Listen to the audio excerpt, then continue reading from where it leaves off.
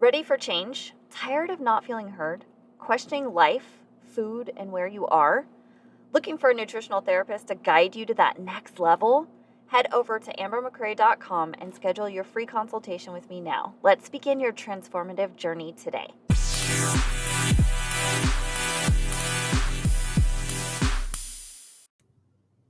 I'm Amber McCrae, a nutritional therapist. I help women become more in tune with their mind, body, and soul through holistic nutrition and emotionally focused therapy. I help them create a more meaningful, energetic, and connecting life. Welcome back, beautiful souls, to another episode of Connection Over Perfection. I'm beyond excited to introduce to you our extraordinary guest for today's episode. Her journey is a testament of the incredible power of embracing authenticity and nurturing holistic well-being. Get ready to meet Mary Ernsberger, the driving force behind Mountain Family Holistic Nutrition, LLC. Mary's story is not just about being a parent, it's about being an advocate, a visionary, and a catalyst for change. With unwavering determination, she's delved into uncharted territories, challenging the norms, and has superheaded transformations within the educational system, specifically in the realms of nutrition and statistic labeling. But this isn't just about policy for Mary. It's about a parent's deep connection with her child, an unyielding commitment to authenticity, and a belief that every child deserves to flourish unburdened by conformity. She's a beacon of empowerment, a living embodiment of the idea that we can stand against the tide and create positive ripples for generations to come. So buckle up, listeners, as we dive into an enlightening conversation with Mary, uncovering how being in tune with ourselves and our children shapes holistic well-being, how nutrition is more than just food on a plate, and how advocating for change can lead to a brighter, healthier future for ourselves and our family. Mary, welcome. We are so thankful to have you. Oh, thank you, Amber. It's such a privilege and a pleasure to be here with you today. So we are going to dive right into this. Mary, your personal journey as a parent, where you were in tune with your son and yourself, led you to make courageous decisions that ultimately changed your entire family's life. How does this deep awareness of connection with our children and ourselves play such a pivotal role in understanding what is truly best for their overall well-being and encompassing mind, body, and spirit? I wish I could say when this journey started that connection was already there, but it wasn't. I was just like any other parent out there, a single mom raising three kids, just trying to get by day to day, doing what I could do, doing the best that I knew at the time. We all work and we all go day to day based on what we've learned. And until somebody shows us something different, how are you going to make a change if you don't know that the change is possible or that there's even something out there that you might consider changing too? So for us, it started with an interview that lasted less than 15 minutes when my youngest son, who's now 29, almost 30, was 5 years old. We were sent to a psychologist's office because the teacher at Head Start wasn't happy with the fact that he wouldn't just sit and play in one place all day long. And so we go into this little psychologist's office. There's a row of colored bins along one wall with all different toys in them. And my 5-year-old son walks over there and sits down and starts looking through the bins to see what's in there. And within a few minutes, she says, "Oh, yeah, he definitely has ADHD." I was like, "Why?" I was totally baffled. I had no idea. I'm like, it looked like he was being perfectly normal to me. She says, "Well, he should have walked over there, picked up one toy, and sat down to play." And I said, "Excuse me, do you have children?" She says, "Well, no, but that's beside the point." I said, "Then you have no idea what true child behavior really is. You have no clue." She says, "Well, I do. I'm educated, and I know what this is." And she starts giving me all of this, and I wasn't going to have it. I'm like, I'm not having no part of this. She's literally writing out a prescription for Ritalin that she expects me to give to my 5-year-old son. I threw away the prescription in her trash can as we walked out the door. My purpose on this journey was to make sure other parents didn't have to go through what we went through. Nobody deserves to be treated that way. I had no idea that she had the authority to put on his school records with Head Start that he had ADHD, that she had diagnosed him. When he went into kindergarten the next year, he went into first grade, halfway through first grade. No one said a word. No one mentioned that there was any problems in the classroom. Everything was good. Now, granted, we did live in a small town. Classrooms were smaller, less kids, greater teacher ratio, all of those good things that unfortunately a lot of cities don't have the privilege of having. It wasn't until we moved to Arizona and they went from a school that had probably less than 1,000 kids from kindergarten to high school to an elementary school K-5 that had over 800 kids. And then all of a sudden, I'm getting phone calls from the school wanting to know where his medication is. I'm like, medication for what? Well, we have his school records and they say he has ADHD and you need to medicate him. And I was blown away. I was totally blown away at that point. Like I said, nobody had said anything all the way through kindergarten. Nobody had said anything in first grade. He liked to do everything hands on. He loved to have stories read to him. Things I learned later were just indicative of his learning styles. Very auditory. And if the teachers would write things on the board, he'd just kind of stare at the board. He was like, okay, not registering. But if they would read it out loud and ask questions, every single teacher would tell me his hand's the first hand up, but we can't get him to do the written work. Nobody mentioned learning styles. There's so many things that we as parents really have no idea about. And there's nobody out there even teaching the teachers. Yeah, that's huge. Howard Gardner has really brought to light all the different learning styles that have been recognized through his work at Harvard of all places. And there's nine recognized learning styles. And if you figure each person typically has one very strong learning style and maybe a second or third one that's a little bit weaker. But even with that teacher in that classroom is teaching how they learn. And so if you've got 30 kids in a classroom, and if that teacher's good at integrating even 3 of those 9 styles, you got 20 kids that are lost and 20 kids that are going to get a label because they're bored, because it doesn't make sense, because things aren't connecting. So for me, the whole authenticity part is recognizing where our children are. We want to be recognized as adults. We don't want people talking down to us. We don't want people treating us like because, oh, you have a degree, so you think you're just smarter than me type of thing. We don't want that. So why should our kids put up with it? I agree. Kids are people too. Yeah, that's huge.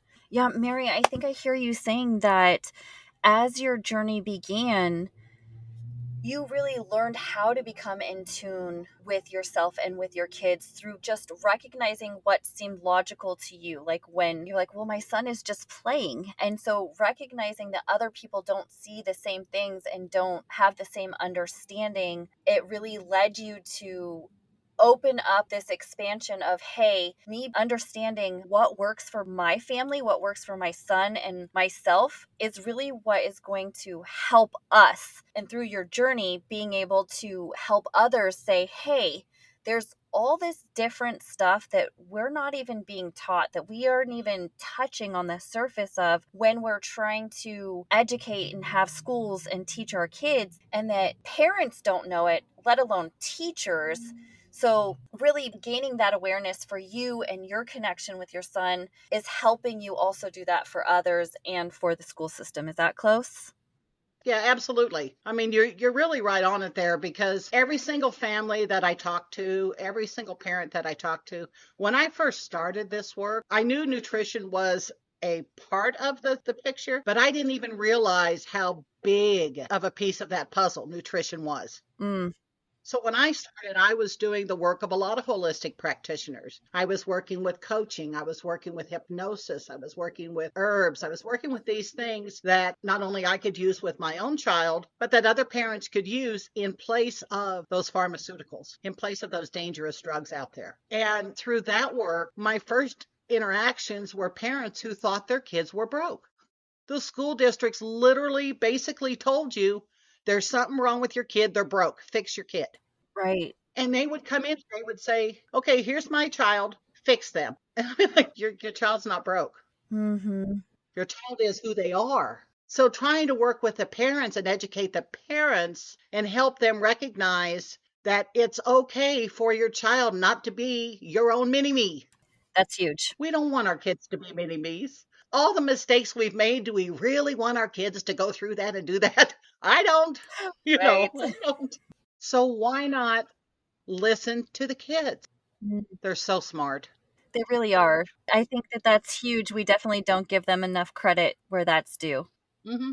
So, as your journey as a parent and an advocate for authenticity, it has undoubtedly shaped your work and the lives of those that you support. You were talking about working with these families. Could you share a powerful story or an example of how your holistic nutrition strategies and the emotionally focused therapy have made a significant difference in a family's life or just their overall well being and connection?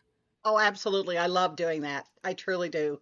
There's this awesome family that lives out there on the West Coast in Oregon, and I was actually friends with Grandma. Her and I were part of another group that I belonged to, and she was telling me about some of the things that her daughter was going through, her granddaughter was going through with school and everything. And I said, "Look, why don't you just tell your daughter a little bit about what I do and have her give me a call and we'll chat?" Because that's the first step. I want to get to know the parents. I want to get to know, how is this affecting you? How is whatever's going on with your child, how is it affecting your day-to-day life? Because we'll get to how it's affecting the child, because most times the parents, I mean, we're people too, again, we're wrapped up in how all of this is affecting us in our day-to-day. I remember times when I was working in an office where my job was to answer the phone.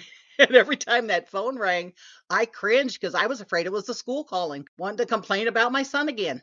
So it affects us in our basic levels of being able to even take care of and support our families. So this wonderful family, the mom was very much into holistic things. She had done some research of her own. She was connected with a naturopathic physician out there and everything. Dad, on the other hand, was not as cooperative. Dad just figured, it's just a kid, everything will be okay. So there was a bit of a family dynamic, if you will, that was even creating more problems there. But we were able to connect, and she had actually done the delayed food allergies on herself, her husband, and the daughter. So that was awesome because, as you know, a lot of people, when they think of allergies, they automatically think runny nose, itchy eyes, they broke out in a rash, they got hives.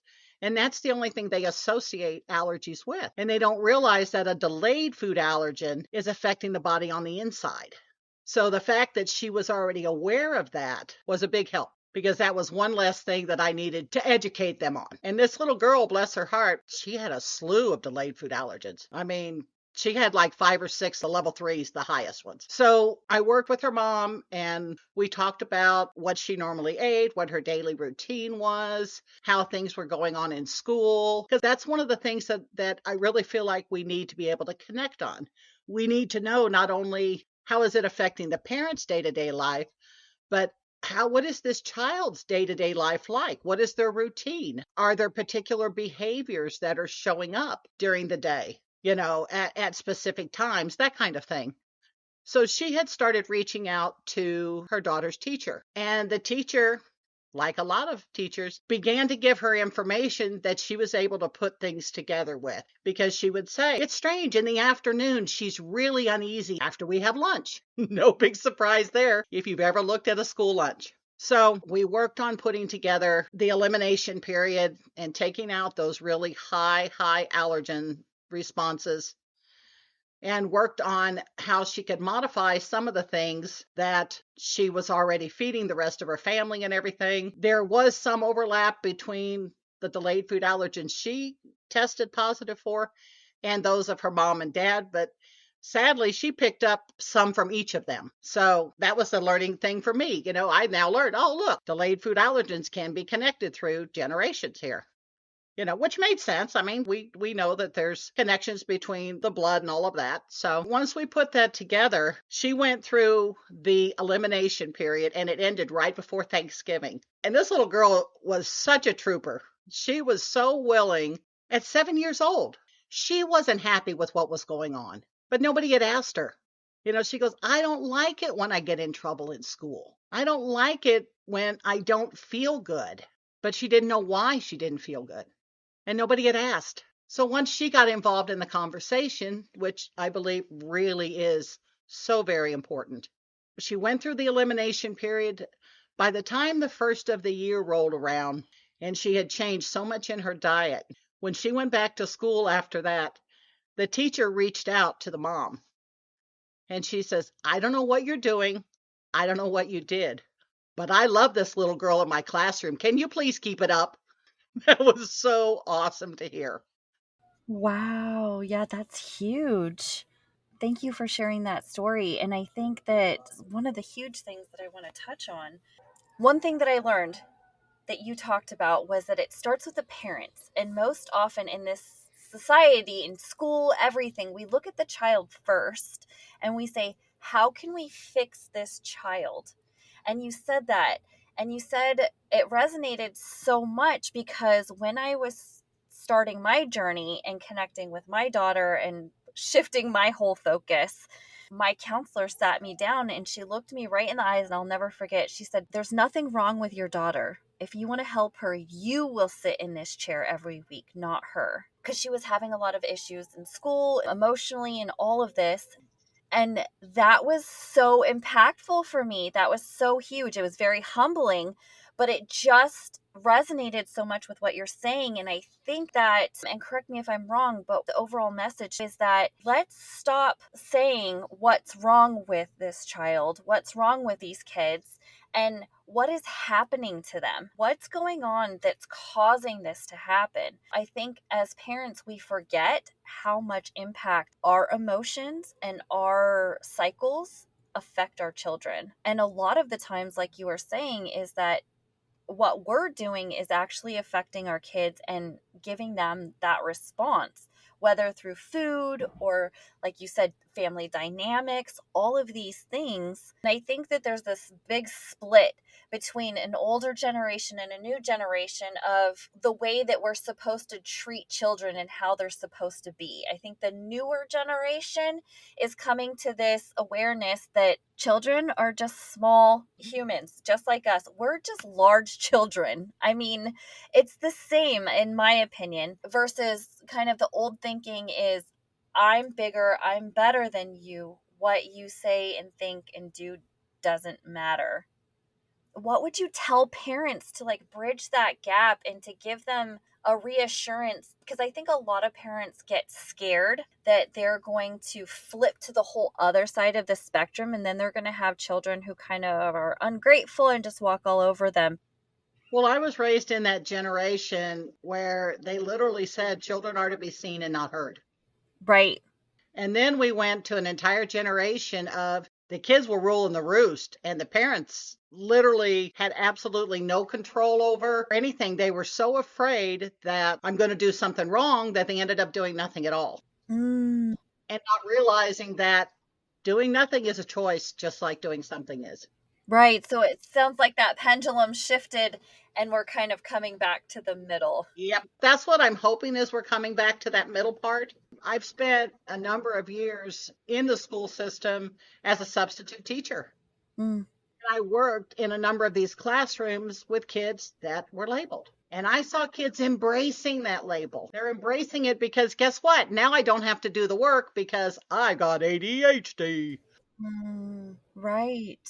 I mean, I remember when my son was moving from fourth grade to fifth grade, and it was a local neighborhood school. And I was called into the principal's office and told that I needed to bring my son's medications. And I'm like, nope, not doing it. Now, I will admit there was a time period in there from the middle of second grade to the middle of fourth grade where I medicated him because basically they won. They literally told me that if I would not medicate my son, they were going to get CPS involved and take all my children from me. Yeah. That's terrifying. Right. Absolutely terrifying. So I caved. Whatever I have to do to keep my family together, I caved. And it went on for 2 years. I mean, every other week into the psychologist's office, a different med for this, a different strength for that, a different something another for 2 years. For 2 years, I literally lost my son. The lights are on, but there was nobody home. And there was no change in the school because, in his case, he didn't have ADHD. He learned differently. Now, I'm not saying that ADHD isn't real. It is real in some kids, absolutely. But I do really believe that foods and nutrients and lack thereof is probably the number one primary cause of these behaviors that are being used to label not only ADHD, but the autism spectrum, bipolar, all kinds of different disorders. And the list gets longer year after year. But again, I've seen kids take advantage of those. And when my son was sent to an alternative school because I refused to put him back on the medications, and we had to meet with the principal. And the principal sat there and was going over all the things and saying, okay, so you have ADHD. So instead of doing 25 spelling words a week, you only have to do 15. And instead of doing this math, you only have to do this. And instead of doing this, you only have to do that. Now, my son in fifth grade was reading at an 11th grade level, and they put him in special ed reading because he had ADHD. I said, but he's reading at an 11th grade level. Well, that's not even possible. He has ADHD. No, he doesn't.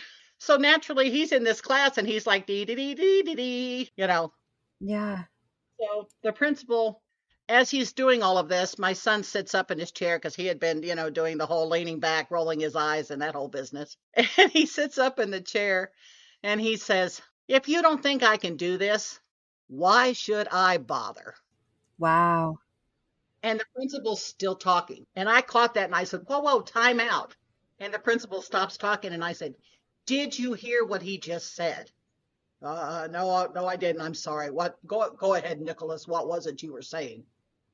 And I said, please say that again. And he says, if you don't think I can do this, why should I bother?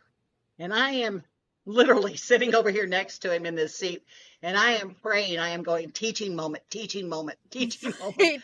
Do something to make my child interested in coming to school. Right. And he blew it because the state law requires you to be in school until you're 16 years old. Oh, He blew it. He had such an opportunity right. to turn my son's thoughts about school around, and he blew it. But like I said, I've seen kids embrace it. They like the I don't have to do as much because I got this label. They don't realize that down the road, that label's still going to hang with them, and it's going to affect everything they do in the future if that information gets out. And it's going to affect the opportunities they have to learn to really build on what their strengths are. Like you said, instead of focusing on what the weakness is, let's focus on what their strengths are in school. Let's find the things that you can build language into, you can build math into, even with these learning styles. Square foot gardening. Have you ever heard of square foot gardening? No. So for people that have very limited areas, it's a box, usually 4 foot by 4 foot, and it's divided into 1 foot squares. And your vegetables or whatever are planted in these Oh, squares, yes. Hmm. based on the measurements on the back of your seed package. There's math right there. Right. Okay, Exactly. so if my seeds are supposed to be planted every 3 inches, and I have a 12-inch square, well then I can plant 9 seeds in this square, and I can grow 9 plants. So there's your math. And then the kids out there playing in the dirt. How wonderful is that? Yes. And they're getting healthy food. Win, win, win. Yeah, exactly. So there's so many ways we can incorporate and find their strengths, find the things that interest them, and really build and expand on those and make learning fun again. I think you touched on so many amazing points. I was trying to take notes. I was like, okay, I got to remember this. I want to come back to this.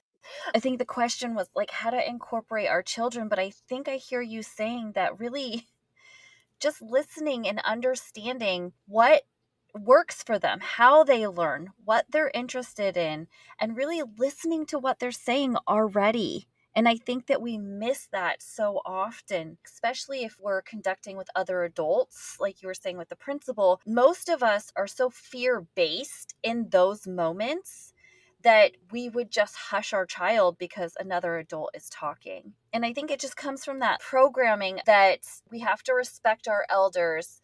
And there's this fear that we as the parents are going to be looked down on or shamed upon or thought negatively of because something our child did, like as a reflection of. And so we've disconnected ourselves from them to the extent that they're no longer a human, a whole person, but just an extension of us, like you were saying. And we have to control that so that we still are okay. And we haven't figured out how to separate that they are their own little human and we are our own human, and it is okay for them to not be okay. It's okay for the principal to not be okay, and we can still be okay.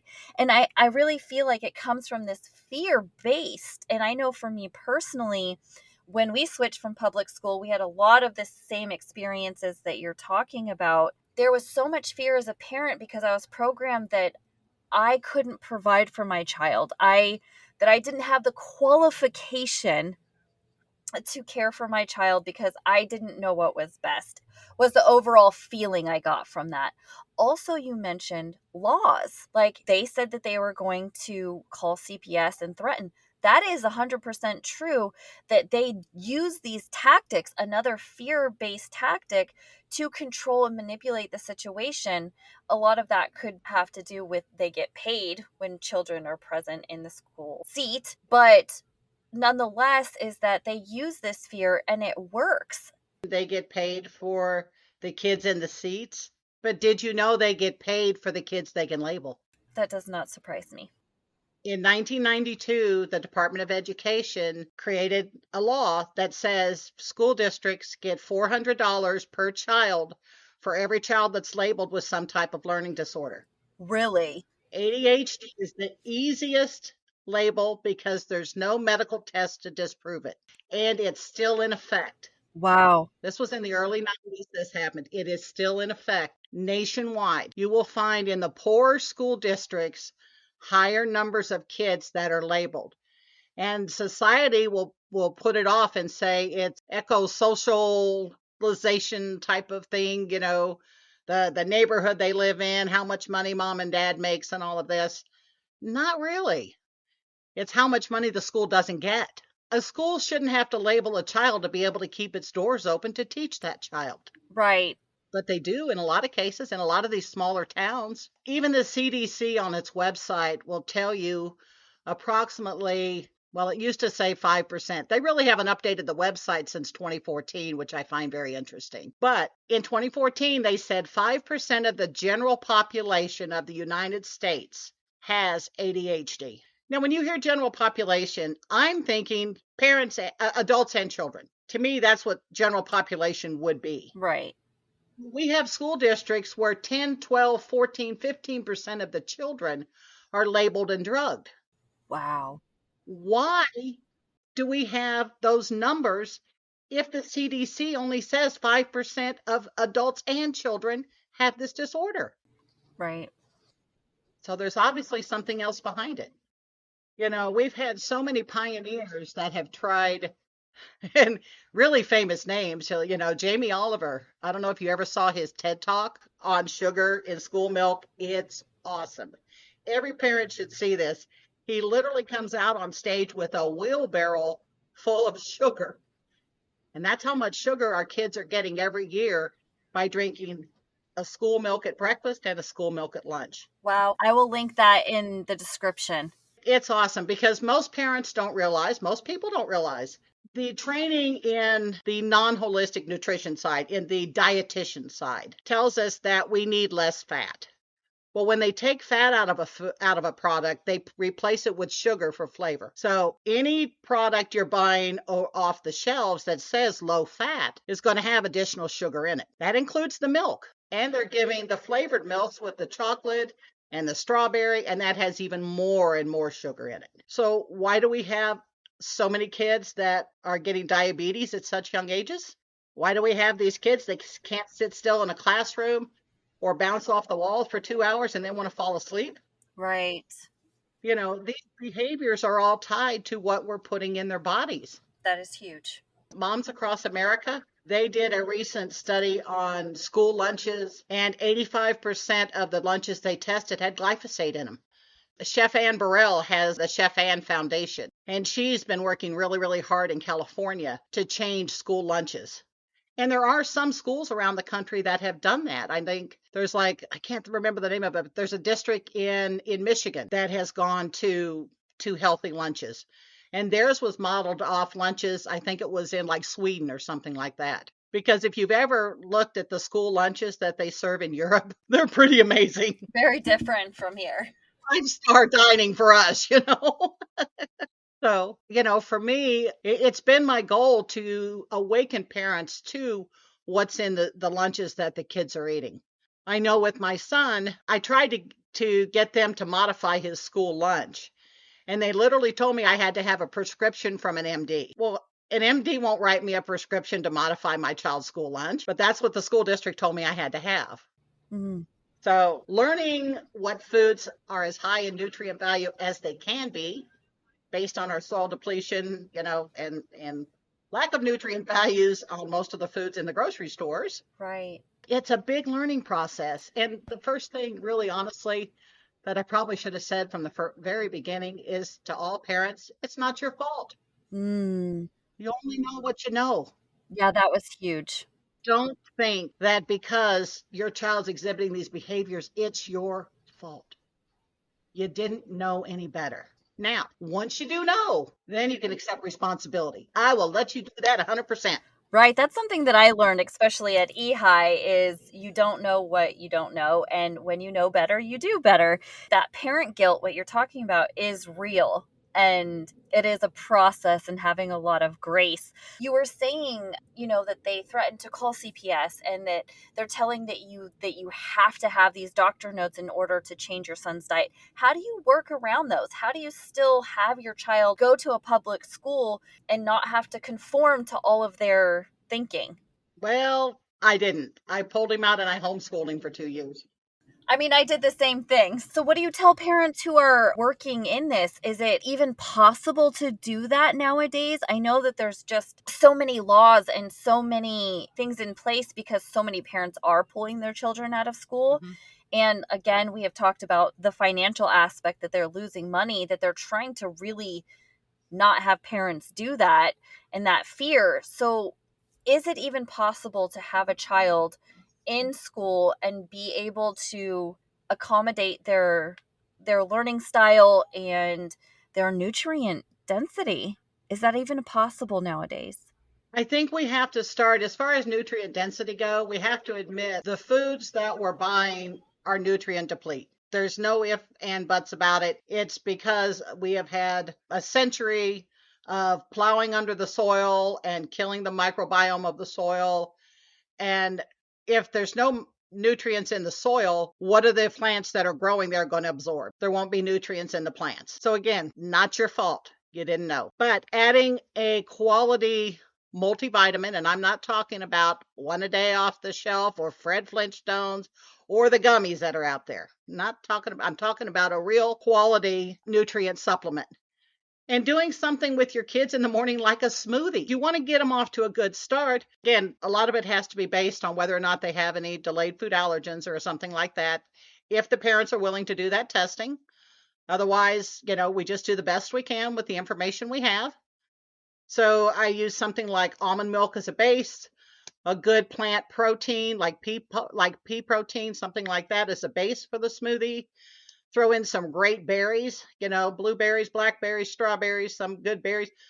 I haven't met a kid yet that really doesn't like berries. Throw a half a banana in there for sweetness, and then put your nutrients in there.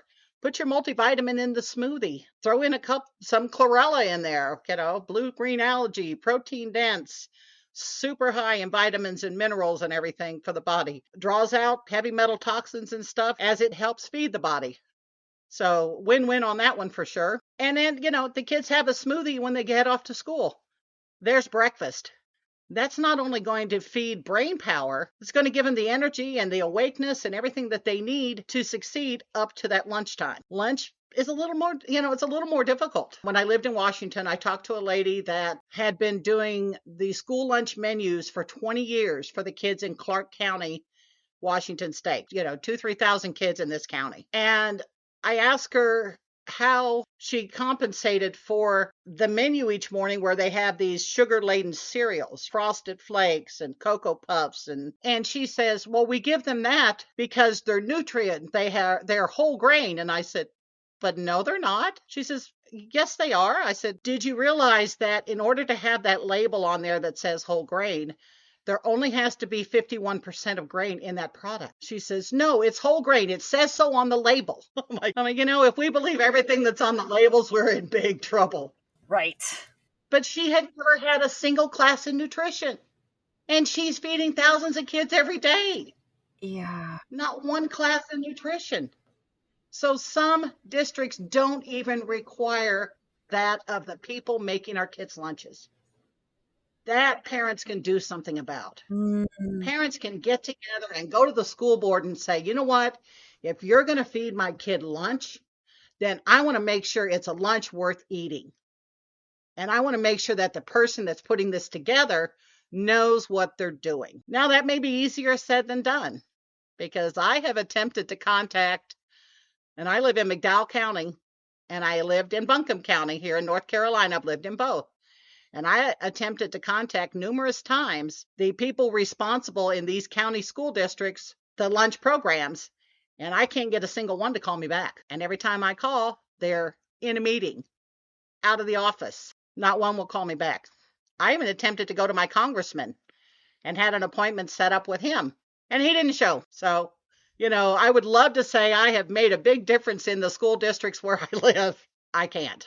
It's not from lack of effort. So the only thing I can do is educate the parents. And as groups of parents, maybe all of us together, we can go to the school districts, we can go to the school board, we can do something like that so that they realize we are serious about taking care of our kids. Yeah, that's huge. What I think I hear you saying is that we may not be able to change the whole system, but what we can do is take back our power, step back into our power, and know that we don't just have to go along with everything. To really ask questions and become aware of, you said, labels. But take a little bit of time to research. I think that we're so caught up in just getting to the next thing and the next day and surviving, just taking those few moments like, hey, what is the nutrition going on in our family? What is our family dynamic? What is happening? What's going on with my kid? How are they doing in school? And so many parents can't just pull their kids out of school and homeschool, even if they would love to. And so, really, it's more about empowering and educating the parents and giving them their power back and saying, hey, you do have a voice. You are an advocate for your child. And while you may not be able to change the whole system, there are baby steps. There are things that you can do. Like if your kid eats school lunch, make sure that they get a powerhouse breakfast in the morning, like you were saying, that smoothie. And it can be easy and fun. You just have to find ways that work for you and your family. And that might take a little bit of time. And so, going back to, I think I hear you saying that it's really so much more about not changing the whole system as a whole while we would like to do that, is it is about us as parents regaining our power back, becoming educated, taking time to ask questions, and then taking those small steps. Like you said, even just switching their breakfast is huge. Is that close? Very much so. Very much so. And like you said, it's one step at a time. There's no way that without being totally and completely overwhelmed, anyone should ever try to do it all at once. I mean, it takes time. And here's one of the things you can do too. When you take your kids shopping, just switch out one food a week. There are lists available online. I know Environmental Working Group is a great one to go to for that Dirty Dozen list. Fruits and vegetables with the highest pesticide residue that are in our grocery stores. Buy organic if your fruits and vegetables your kids will eat are on that list. You don't, even if you can't, even if you feel like you can't afford organic, you can afford a few things. And you'll find the healthier the food is, the more nutrient dense the food is, the less people eat. So it really does balance out in the end. And one of the fun things that I like to teach classes and teach kids and teach parents how to do is a little energy test because we know the body's not going to lie to us. So I tell the parents, I'm like, okay, have your child stand up in front of you, put their feet together, put their arms down at their side, and close their eyes. And then I want them to say, my name is Mary, if that's their name, of course, whatever their name is, and watch the body. Which way does the body tilt? Because the energy will lean the body forward. Usually it's forward or backward. And then I want them to do it again, only this time I want them to say a name that's not theirs and watch the body go the opposite direction. It's so fun. This is going to take the stress off mom, particularly, or dad, whoever does the grocery shopping. Because once the kids know true and false, Then you can give them something off the stage. Say, I want this, I want this, I want this. Okay, well, let's ask your body. So then they have to hold the food to them, close their eyes, and say, is this good for my body? And whatever direction the body goes, which 9 out of 10 times is probably going to be a no, you know. But mom and dad didn't say no, their body said no.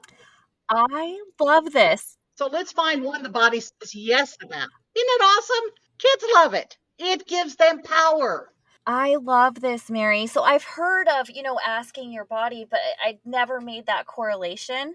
I am going to use this because this is something that I personally struggle with. My husband and I, my son loves sweets. He has a crap ton of allergies. And so we're always battling. I'm always in this battle of I don't want him to have this food complexity and go completely on the other side of the spectrum and and have a horrible relationship with food while I also know what is good for his body, right? And so I love that this is fun. That's huge because when we make it fun, it gets done, right? Yep. It's something that we both can do together as well. And like you said, giving him the power back and it takes it off of me. I don't always have to be the bad guy saying Yeah. no. You're not the bad guy anymore. I Yay. love this. That Yes. is such a huge tool. It's awesome. It works so well. Just like this wonderful little 7-year-old. As those changes are made, her recognition is growing. And she came up to, I think I talked to her grandma, I guess it was been about a week and a half ago now. And they went there and she was supposed to go to a friend's birthday party. And she told her mom before she went, I really want to go to my friend's birthday party. I know the mom's going to serve cake and I know I'm not going to feel good afterwards. But do you think it'd be okay if I had some, mom? And her mom told her, you know how it's going to make you feel. It's your choice. How empowering to a 7-year-old. You know what this is going to do, but you're making that choice.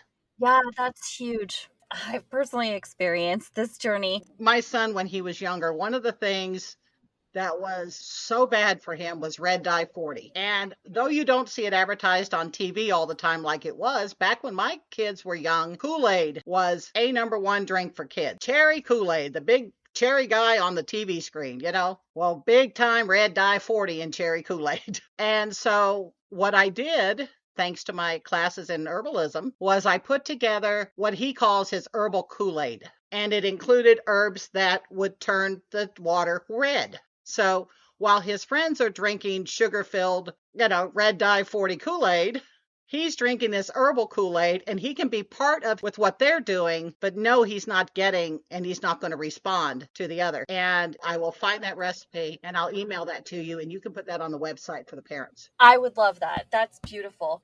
And so I think I hear you saying it's more about empowering our children to make choices that feel good for them in the long term. I know for me as a parent, it's hard for me even still to separate because I know what is going to nurture their body. And so that's where that fear comes back again that if he's consuming things that he's eating, I know what it's doing to his body. But like you were saying, allowing them to feel, allowing them to experience how it's affecting their body, because we're not just thinking about how it's nurturing today, but we're instilling these values, this understanding, this empowerment for them as adults.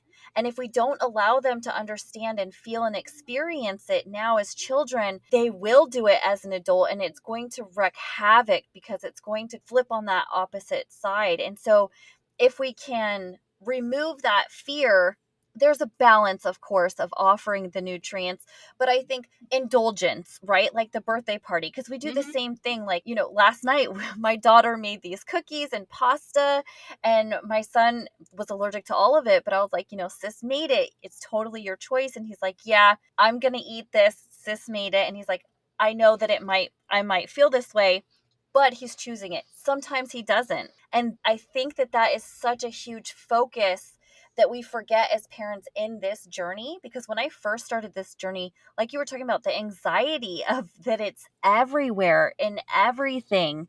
And we could go down this rabbit hole of fear that we're never really going to be able to give our children what they need, especially nutritious wise. And so getting creative, like you said, with this Kool-Aid, I think that that's so huge. And it does require a bit more work for us. As a parent who's busy, I think that that is a struggle for so many. But if we can band together and, like you said, provide this recipe, Hmm. that's just one little step that, another parent doesn't have to go research. And I think that that's so huge. So I think overall, I'm hearing that it's more about empowering the parents and empowering the children. Is that close? Right on. Absolutely. That is the bottom line right there. Educating and empowering. That's huge. Just to kind of come full circle as we're closing out, I think that you were talking about being in tune with yourself and what your son needs. And I think that that comes full circle. And when we are nurturing our body with nutrition and giving it the nutrients it needs of, the multivitamin, like you were talking about, we're more able to be in tune and hear and understand and be aware and recognize what our heart is saying, our intuition, and also what our kids. Would you agree with that? Absolutely. Yeah, this is something that parents and prospective parents and grandparents and teachers, everyone can make little changes, even if it's one thing a week, that's going to ultimately make for a healthier life in the long run. And I think that's what it needs to be about, not about what the next pill is that's going to be advertised on TV to fix it. It's going to be about educating and empowering. But number three is taking responsibility as a parent, as a child. If we don't teach our kids how to take responsibility for their behaviors and their actions, who's going to teach them how to do that? And the best tool we have to teach them is our example. If we don't take responsibility, if we don't step up and say, you know what, I messed up, it happens, we all do it, and this is what I'm going to do moving forward. Yeah, that's so powerful. And I love what you said is about just doing one small thing. Last week in our episode, we were also talking about baby steps and getting away from this all or nothing mentality and how that really applies in so many areas of our life. And especially this one, because if you are trying to make these shifts, these are big changes in your life. It affects every part and it can be overwhelming, but we don't have to go out and throw out our whole cabinet. Like you were saying, when we go shopping, we can exchange one thing out. It's not even that we have to remove all of these things, but it could just be adding in something. And so back to those baby steps, doing the next right thing. And you didn't know what you didn't know, but now you can't say that because you're listening to this podcast and now you know. So Here you go. so if you need help in that area, please reach out to Mary. Her information will be in the description and she can help walk you through it. I'd be happy to. Thank you so much, Mary, for being here. And I look forward to speaking with you again soon. Oh, thank you so much, Amber. It's been such a pleasure. If you're enjoying these conversations, I've got a fantastic recommendation for you. Go check out my good friend and fellow coach in this field, Hunter Allen, and his podcast, Everything is Connected. It's available on most major platforms and it dives deep into topics we all love. The content provided in this podcast is for informational purposes only and is not intended as a substitute for professional medical advice, diagnosis, or treatment. The intention of the host and guests is to spread love and awareness. Always seek the advice of your physician or trusted healthcare provider with any questions you may have regarding a medical condition. Never disregard professional medical advice or delay in seeking it because of something you've heard in this podcast. I look forward to talking to you guys in the next episode, and remember, connection over perfection.